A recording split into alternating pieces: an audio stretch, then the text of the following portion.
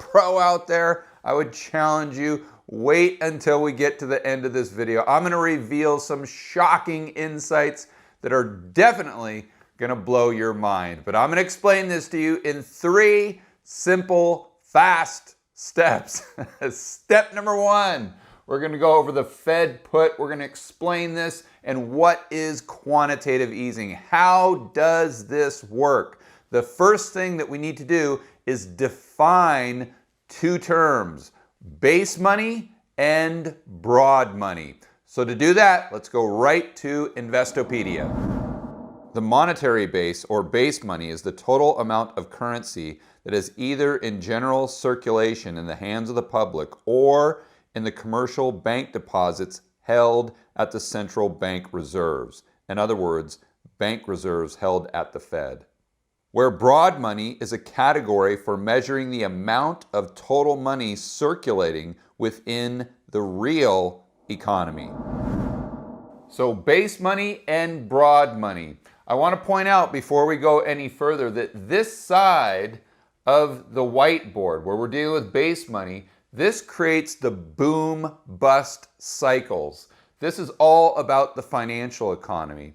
Where broad money is more about inflation, deflation, and the real economy. And when I'm referring to a Fed put or a government put, I'm just talking about a backstop for the stock market and asset prices.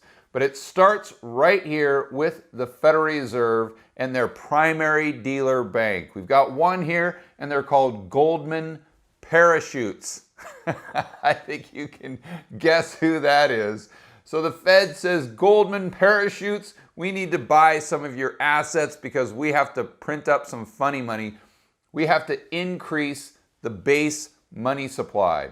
So before the transaction, the balance sheet of Goldman Parachutes has bank reserves and treasuries.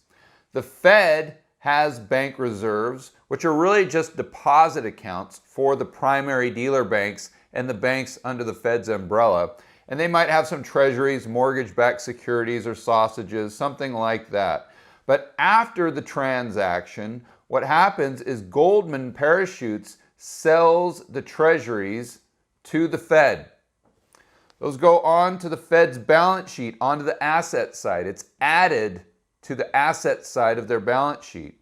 And to pay Goldman, the Fed prints up base money, bank reserves, and adds it to their account. So when we conclude the transaction, the Fed now has increased the size of their balance sheet. They now have more assets and they have more liabilities. The balance sheet of Goldman hasn't changed at all. They have the same amount of assets. The only difference is instead of having these treasuries, now they have additional bank reserves. In this example, let's say the Fed's balance sheet went from 5 trillion to 7 trillion. You see, it's increased in size. They've printed money, but it's only stayed in this financial economy. It really hasn't got out into the real economy. And editor, go ahead and throw up a chart of the Fed's balance sheet, and we can see, especially since the cerveza sickness, their balance sheet has been going parabolic. This means the amount of bank reserves or base money has also gone parabolic. Now it's time for a quick quiz. If this is all that happens, this asset swap between the primary dealer banks and the Fed, and they print $7 trillion, $10 trillion, $100 trillion of base money, and this is all that happens, how much does this affect the broad money supply, or how much does this affect inflation or deflation? Hopefully you answered 0. It doesn't affect it at all. The key is there has to be a transfer mechanism to turn these bank reserves into additional lending, therefore additional money in the real economy. The way I like to look at it is quantitative easing only adds balance sheet capacity to the commercial banking system. In other words, it gives them the opportunity to create more loans and more money supply that can circulate in the real economy. And if it does with velocity, then we potentially see inflation. But this is predicated upon two things. Number one, those banks have to be willing to lend into the real economy. They have to be willing to create more loans. And this is something that nobody really ever talks about, is the borrowers have to be willing to borrow.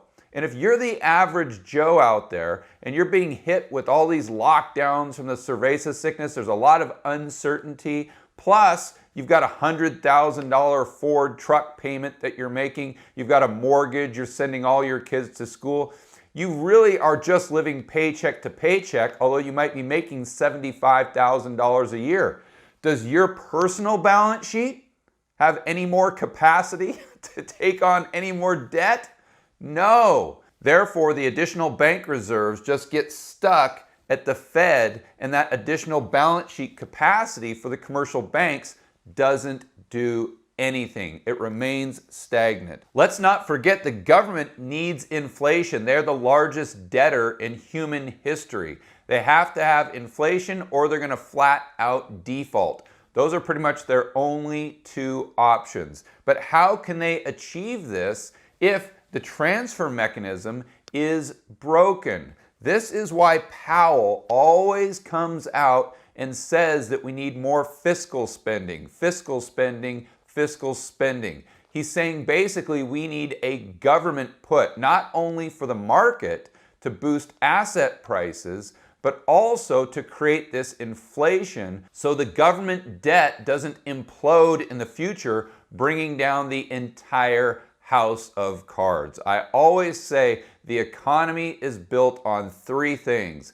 asset prices, debt, and confidence. So when we look at the Fed put or the government put, we need to look at it through that lens. When you understand they have to keep asset bubbles inflated and create inflation, everything that Powell says or the Fed does, it all starts to make sense. This assumes they're benevolent and they know what they're doing. And of course, that is a huge assumption. More on that later on in this video. Step number 2, the government put explained. This is when the Fed monetizes the debt. You hear that term all the time.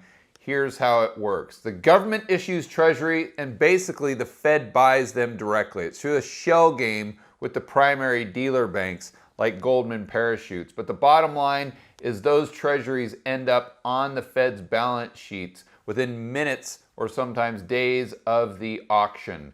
So the treasuries go from the government to the Fed puts them onto their balance sheet, and to pay for those treasuries, they print up funny money or additional bank reserves. What's interesting are the banks, the commercial banks and the primary dealers, they have accounts with the Fed where they keep their bank reserves, but so does the Treasury, the government. It's called the TGA, the Treasury General Account. And it's just a checking account to hold these bank reserves, the exact same as the commercial banks. So since the treasuries have gone to the Fed is paid for those by increasing the amount of bank reserves in the TGA. The Fed's balance sheet has expanded, just like in step number 1. We can say it's gone from $5 trillion to $7 trillion. But now, instead of the bank reserves just being with the commercial banking system, just to reiterate, they are with the government, with the Treasury, and the TGA. Now we get to the point where things are a lot different than step number 1, where everything was contained in the financial economy and the base money supply. The government will spend the money into the real economy, let's say through infrastructure spending, maybe stimulus. So on this side where the broad money lives, the real economy, where we have to deal with inflation and deflation, It starts with the average Joe, just like you and me, having a normal bank account. Let's say he banks with B of B. It's not B of A, it's B of B. And of course, that stands for Bank of Bailouts. So Joe banks with Bank of Bailouts, and his account starts with this much in deposits. We'll just say that's $100. So B of B's balance sheet has bank reserves on the asset side that are held over here at the Fed, and the liabilities are the deposits that Joe has with the bank. But when the government gives Joe additional stimulus money, the deposits increase, or the bank liabilities increase. That's the way Jeff Snyder always says it. But to pay for the additional liabilities, the TGA sends the bank reserves to B of B. Because if the TGA just created more deposits, they'd be creating additional liabilities for B of B, but they wouldn't be giving them any additional assets. So they would basically make them insolvent. So we don't want to do that. So after the transaction's done, we go back to the Fed's balance sheet. The asset side still looks the exact same. They've got some mortgage-backed securities, and they have the treasuries they originally purchased from the government through monetizing the debt. They have the exact same amount of bank reserves. The only difference is now the TGA doesn't have any money in their account in this example. It's got a lot of money in their account right now, over 1.7 trillion. But just for the sake of this example, we'll say the TGA spent all of their money into the economy. So the bank reserves that are liabilities with the Fed are the exact same dollar amount, but they've just changed hands. They've gone from the government to the commercial banking system, and that's reflected by the asset side of B of B's balance sheet. So what's happened is the base money has increased through this transaction, and the broad money has also increased by the government spending those bank reserves or creating additional deposit liabilities in the real economy. That's the big difference. When the Fed does quantitative easing, it's just with the base money supply. It's in the financial economy. But once the government put comes into play, when they start doing fiscal deficit spending, that means the Fed is most likely monetizing it. They're spending it into the economy, so it's creating additional base money, but it's also creating additional broad money. This is what most people consider money printing. And it gets really confusing because we use the term money printing to not only talk about an increase in base money, but also an increase in broad money. But I think most people, when they hear the term money printing, they think about it creating inflation. To make things easier to understand, we should really only use the term money printing when we're talking about the broad money supply. So the Fed technically doesn't print money.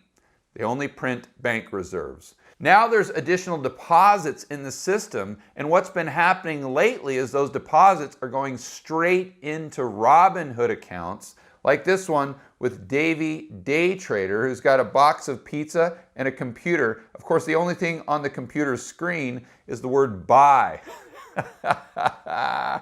For obvious reasons. So they put this new stimulus money right in their Robinhood account, and they spend it into the financial economy. At the same time, people like Jaime Demon, who's Jamie's Hispanic cousin with his briefcase full of new money in excess balance sheet capacity, sees that there could be inflation expectations in the marketplace, so he goes straight into the stock market. So Davey Day Trader taking the deposits, going into the stock market, Jaime taking the excess balance sheet capacity, going into the stock market as well.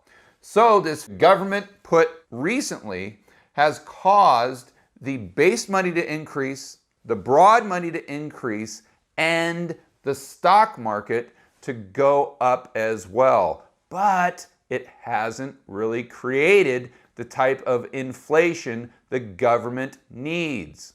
At the beginning, in step number 1, there was a problem.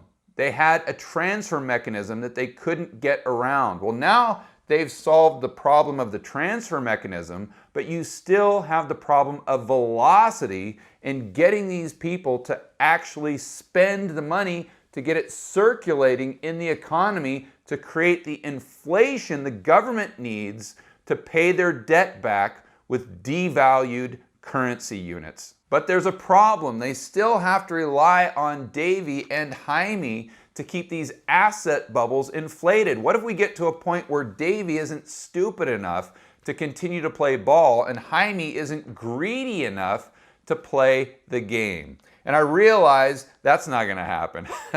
Jaime's always going to be greedy enough. But you get my point. They still have to rely on things that are outside of their control. Step number 3, asset bubbles and inflation time bombs that you need to be aware of. These are things I've been thinking about the last couple weeks. They're not predictions by any means, but I'm just trying to figure out the probabilities. Check this out. First up is the inflation time bomb, and I go back to a podcast with my good buddy Eric Townsend on Macro Voices in his most recent interview with Dr. Lacey Hunt. And Dr. Hunt outlined how, in his opinion, he thinks we're in a deflationary cycle, but what would change his opinion dramatically is if the Fed started to spend money. In other words, if the Fed monetized the debt directly of the government, like we talked about in step number 2, and because of this relationship, we'll call it, the deposits in the real economy increase. Dr. Hunt referred to this as the Fed spending money. So it goes from just base money to affecting the broad money supply.